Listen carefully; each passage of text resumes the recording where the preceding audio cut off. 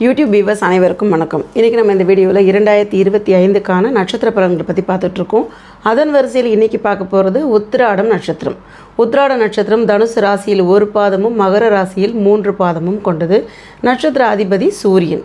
இந்த நட்சத்திரக்காரர்கள் 2025 என்ன மாதிரி பலன்கள் அனுபவிக்க போகிறாங்க அப்படின்றத பற்றி பார்த்துடலாம். உத்திராட நட்சத்திரத்தில் பிறந்தவங்க பார்த்திங்கன்னா ஆளுமை திறன் ரொம்பவே ஜாஸ்தியாக இருக்கும். அவங்களால எல்லா விஷயத்தையுமே சாதிக்கக்கூடிய திறமை அப்படின்றது நிச்சயமாக இருக்கக்கூடிய ஒரு நபர்கள். இதன் வரிசையில் இனி பார்க்க போகிறது பெண்களுக்கான ஒரு பலன்களை ஃபஸ்ட்டு பார்த்துடலாம். ஸோ உத்திராட நட்சத்திரத்தில் பிறந்த பெண்கள் அப்படின்னு பார்க்கும்பொழுது அவங்களுக்கு பார்த்திங்கன்னா ஃபேமிலி மெயின்டைன் பண்ணக்கூடிய விஷயங்கள் எல்லாம் ரொம்ப நல்லா வரக்கூடிய ஒரு வாய்ப்பு இருக்குது. அவங்க பார்த்திங்கன்னா அடங்கி போகக்கூடிய தன்மை அவங்கக்கிட்ட இருக்காது. ஆன்மீகமான ஒரு நல்ல விஷயம் எல்லாமே அவங்களுக்கு தெரியும். ஆன்மீகமான முன்னேற்றம் இருக்கக்கூடிய நபர்கள், கடவுளுக்கு பயந்து நடக்கக்கூடியவங்க அப்படின்னு சொல்லலாம். அதே மாதிரி உத்திராடத்தில் பிறந்தவங்க அப்படின்ற ஒரு காரணத்தினாலேயே ஒரு விஷயமும் பாசிட்டிவாக போகிறதுக்கான ஒரு சிச்சுவேஷன் அவங்க வாழ்க்கையில் வந்துக்கிட்டே இருக்கும். அதில் முதல் பாதத்தில் பிறந்தவங்களுக்கு ஒரு மாதிரியாகவும், அதுக்கப்புறம் பார்த்திங்கன்னா 2, 3, 4 அப்படின்னு சொல்ல மீதி 3 பாதங்கள் பார்த்திங்கன்னா மகரத்தில் இருக்கிறது இல்லையா, அதில் சின்ன சின்ன தடைகள் பார்த்துட்டு போகிற மாதிரியான ஒரு சூழ்நிலைகள் இருக்கும். ஏன்னா சனியுடைய வீடு.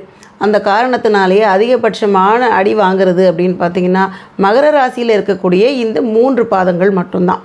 ஸோ இதில் பார்த்திங்கன்னா உத்தியோகம் சார்ந்த விஷயம் செய்யக்கூடிய நபர்களுக்கு நல்ல முன்னேற்றம் அடையக்கூடிய வருஷமாக இந்த வருஷம் இருக்க போகுது. இதுக்கு முன்னாடிலாம் பார்த்திங்கன்னா 7.5 சனியில் ஆரம்பித்தது இன்றைக்கி வரைக்கும் பார்த்திங்கன்னா ரொம்ப பெரிய முன்னேற்றம் அப்படின்றது கொடுக்கவே இல்லை. ஏதோ ஆவரேஜாக வந்துக்கிட்டு இருக்கு போயிட்டுருக்கு அப்படின்னு சொல்கிற மாதிரியான சூழ்நிலை தான் இருந்துக்கிட்டு இருக்கும். முந்தைய விட இப்போ கையில் படமே நிற்க மாட்டேங்குது அப்படின்ற மாதிரியான ஒரு சிச்சுவேஷனும் இருக்கும். இது எல்லாமே பார்த்திங்கன்னா சனி பயிற்சி நடந்ததுக்கு அப்புறமாவும் ராகு கேது பயிற்சி நடந்ததுக்கு அப்புறமாவும் நல்ல பலன்கள் அப்படின்றது நிச்சயமாக கிடைக்க தான் போகுது. சனி பார்த்திங்கன்னா நமக்கு 2வது வீட்டில் உட்காந்துட்டு இருந்தது. அதுக்கப்புறமா திரும்பவும் பார்த்திங்கன்னா வக்ரம் ஆகிட்டு நம்ம ராசி மேலேயே உட்காந்துது. இப்படியே போயிட்டு இருந்த காரணத்தினாலேயே கடந்த ஒரு 3 வருஷமாக திரும்ப அதே பாதிப்புகள் நமக்கு வந்துக்கிட்டே இருந்த மாதிரியான சூழ்நிலைகள் இருக்கும். வேலையில் முன்னேற்றம் இல்லை. அடுத்து ஒரு ஸ்டெப் எடுத்து வைக்கிறோன்னா திரும்ப அதில் ஒரு தடை வருது. கல்யாணம் பண்ணோம் அப்படின்னு நினைக்கிறோன்னா அதில் 1008 தடைகள் நிற்கும். அதாவது குடும்பத்தார்களுக்கு செய்யணும் அப்படின்னு நினச்சாலும் சரி, இல்லை தனக்கு தானே நம்ம நிறைய பிரச்சனைகளை சந்திக்கிற மாதிரியான சூழ்நிலைகள் இருக்கும். ஸோ இதிலிருந்து எல்லாம் இந்த 2025 விடுபடக்கூடிய ஒரு சூழ்நிலை அப்படின்றது நிச்சயமாக உண்டு. ஆல்ரெடி திருமணமான நபர்கள், அதாவது பெண்கள் அப்படின்னு பார்க்கும் பொழுது அவங்களுடைய வாழ்க்கை, அவங்க பிறந்த தசை பார்த்திங்கன்னா சூரிய தசையில் இருந்திருப்பாங்க. சூரிய தசை பார்த்திங்கன்னா ஒரு 3 வருஷம் கையில் இருந்திருக்கும். அடுத்ததாக சந்திர தசை ஒரு 10 வருஷம். சந்திரன் முடிஞ்சதுக்கப்புறமா செவ்வாய் தசை. 20 வயசு வரைக்கும் இந்த தசைகளையே போயிட்டுருக்கும். ஒரு 20-21 வயசுக்கு அப்புறமா நமக்கு வரக்கூடிய தசை அப்படின்னு பார்த்திங்கன்னா ராகுவுடைய தசை வருது. அந்த ராகு வர சமயத்தில் பார்த்திங்கன்னா காதல் திருமணங்கள் நடக்கிறதுக்கான சூழ்நிலைகள் இருக்குது. அதுக்கப்புறமா குடும்பத்தாரோட பகைமை பாராட்டுற மாதிரியான சிச்சுவேஷன் இருக்குது. நிறைய பிரச்சனைகளை சந்திக்கக்கூடிய வருடமாக இருக்கும். சிலருக்கு அவங்களுடைய கிரகங்கள் அமர்வு காரணமாக அந்த சமயத்தில் தான் பலவிதமான முன்னேற்றங்கள் வரும். அதாவது அந்த ராகுதசை ஒரு 18 வருஷம் இல்லையா, அந்த 18 வருஷத்தில் முன்பாதியில் பலவிதமான போராட்டங்கள் பார்த்துருந்தாலும் அதோட மீதி பாதி இருக்கு இல்லையா, அந்த சமயத்தில் ஒரு 9 வருஷம் கஷ்டப்பட்டோன்னா மீதி 9 வருஷம் ரொம்ப நல்ல முயற்சி இல்லை. வீடு வாசல் வாங்குறது, வாகனங்கள் வாங்குறது, நகநட்டெல்லாம் சேர்த்து அருமையாக போய் உட்கார வைக்கிறதுக்கு உண்டான ஒரு சூழ்நிலையும் கண்டிப்பான முறையில் செஞ்சே தீரும். 38 வயசு முடிஞ்சவங்க அப்படின்னு பார்க்கும் பொழுது ரொம்ப நிம்மதியாக வாழக்கூடிய நபர்களாக இருக்கிறாங்க அப்படின்றது எந்த மாற்றமுமே கிடையாது. போராட்டங்கள்லாம் முடிவுக்கு வந்த ஒரு நபர்களாக பார்க்கலாம். ஸோ அதுக்கப்புறமா குரு தசை ஆரம்பிக்கும். குரு நீசமாக இல்லாதவர்கள் அப்படின்னு பார்க்கும் பொழுது அபரிவிதமான பலன்களை பெற்றவங்களாக இருப்பாங்க. ஒருவேளை குரு நீசமாக இருந்திருந்தால், சனி உட்காந்தது, சனி வக்கரமாக இருந்தது, இதெல்லாம் மாறி வந்ததுனால சின்ன கருத்து முரண்பாடுகள் வாழ்க்கையில் வந்து போகிற மாதிரியான சூழ்நிலைகள் இருந்திருக்கும். ஸோ அவங்களுக்கு குழந்தை பாக்கியம்ன்றது ரொம்ப நல்லபடியாக இருக்கும். அவங்களுக்கு உடல் பருமன் போகலாம். அப்படி இல்லைனாக்கா உயரம் அதிகமாக இருக்கிற மாதிரி சூழ்நிலைகள் இருக்கும். ஸோ இதெல்லாம் தான் அவங்களுக்கு வரக்கூடிய பிரச்சனைகள்னு பார்க்கும்பொழுது ஒரு வேண்டுதல் செஞ்சால் உடனே நடக்கலையே அப்படிங்கிற மாதிரியான சிச்சுவேஷன் இருக்கும். ஒரு விஷயத்துக்கும் போராடி எல்லாத்தையும் பெறுற மாதிரியான ஒரு பிரச்சனைகள் அவங்க பார்த்துருப்பாங்க. ஸோ இந்த வருடம் உங்களுக்கு பெண்கள் அப்படின்னு பார்க்கும்பொழுது எல்லா விஷயத்துலையுமே பாசிட்டிவான ஒரு நல்ல வருஷமாக இருக்க போகுது. அடுத்து பார்க்க போகிறது ஆண்களுக்கான பலன்கள். உத்திராடம் நட்சத்திரத்தில் பிறந்த ஆண்கள் விடாமுயற்சி விஸ்வரூப வெற்றி அப்படின்னு சொல்லுவோம் இல்லையா, அதுக்கு தகுந்த மாதிரியாக ஒரு விஷயத்தில் தோல்வி அடைஞ்சாலும் உடனே பேக் ஆகவே மாட்டாங்க.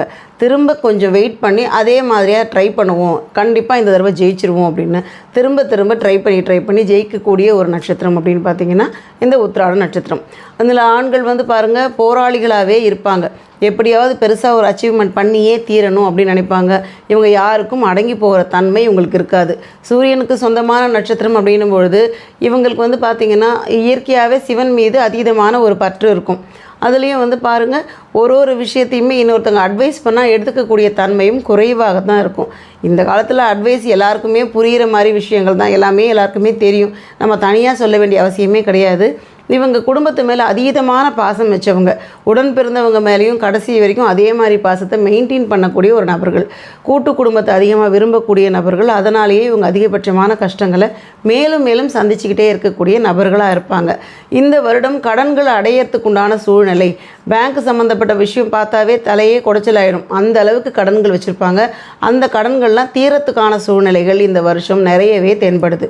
ஒரு கிரகங்கள் மாறுறதுக்கு உங்களுக்கு வந்து பார்த்திங்கன்னா பலன்கள் வந்துக்கிட்டே இருக்கும்.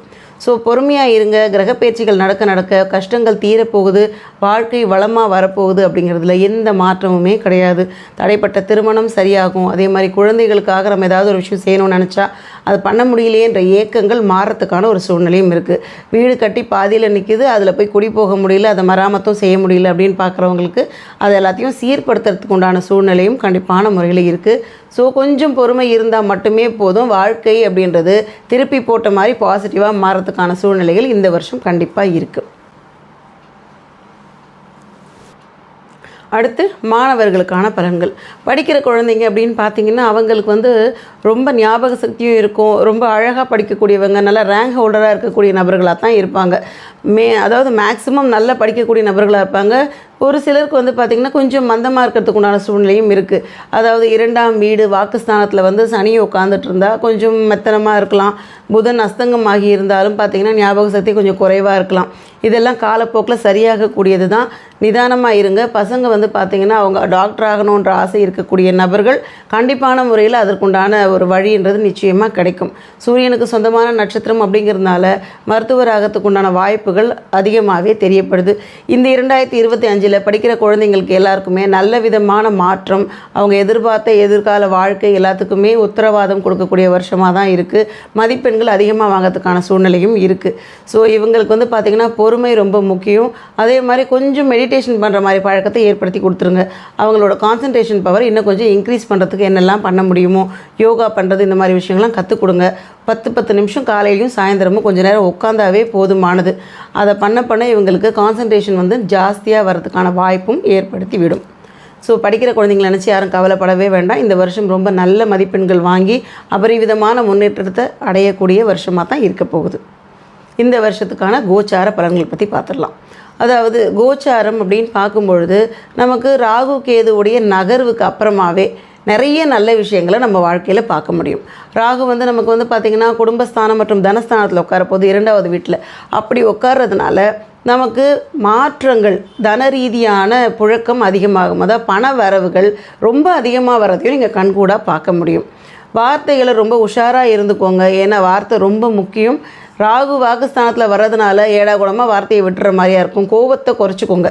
பேசும்பொழுது ஆப்போசிட்டில் இருக்கவங்கள பேச விட்டு அதுக்கப்புறமா நிதானமாக பதில் சொல்ல பழக்கத்தை ஏற்படுத்திக்கோங்க.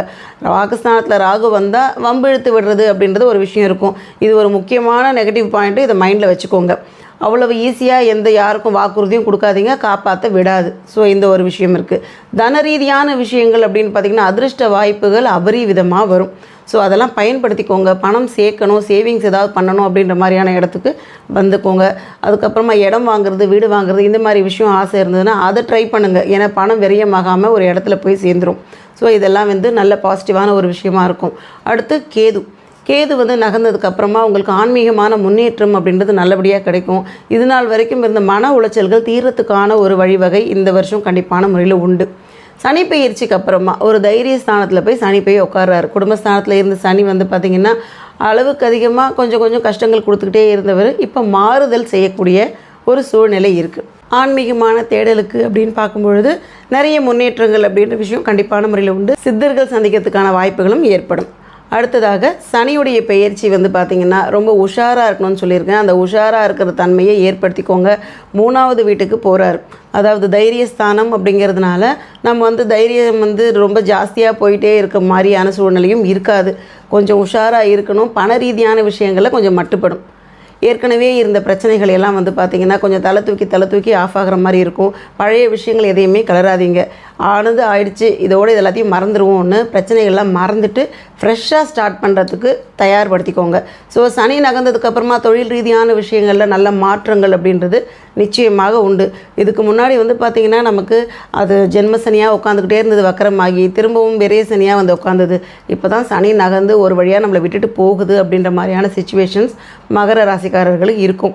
ஸோ சனி போயிருச்சு அப்படின்றதுனால நிறைய பலன்கள் கண்டிப்பான முறையில் வரும். உடனே பெரிய பெரிய பிளான்ஸ் எல்லாம் போடாதீங்க. கொஞ்சம் நிதானமாக இருங்க. அடுத்தடுத்து வரவுகள் வரட்டும், அதுக்கப்புறமா பெரிய பிளான்ஸ்லாம் போட்டுக்கலாம். அடுத்ததாக குருவுடைய பெயர்ச்சி. குரு பெயர்ச்சி அடையிற வரைக்கும் வந்து பார்த்திங்கன்னா நமக்கு நிறைய நல்ல விஷயங்கள் இது நாள் வரைக்கும் வந்துக்கிட்டே இருந்ததுக்கு காரணம் என்ன? ஒரு பிரேக் இல்லாமல் வருமானம் போய்கிட்டு இருந்தது காரணம் குருவுடைய அமர்வு தான். குரு பெயர்ச்சி நடந்ததுக்கப்புறமா சின்ன சின்ன அப்டக்கிள்ஸ் வரும். அது ஒரு பெரிய இஷ்யூவாக எடுத்துக்க வேண்டிய அவசியம் கிடையாது. வாழ்க்கை நலமாக போகிறதுக்கான வருஷமாக தான் இந்த வருஷம் இருக்க போகுது. அடுத்தது நட்சத்திர தோஷம். நட்சத்திர தோஷம் அப்படின்னு பார்த்திங்கன்னா உத்திராட நட்சத்திரத்துக்கான தோஷம் குரு தோஷம். குரு அப்படின்ற ஒரு கிரகம் தோஷப்படுறதுனால பிரார்த்தனைகள் உடனுக்குடன் பலன் தராமல் போகிறதுக்கான வாய்ப்புகள் இருக்குது. அதே மாதிரி விரக்தி மனப்பான்மை அப்படின்ற ஒரு விஷயம் இருக்குது.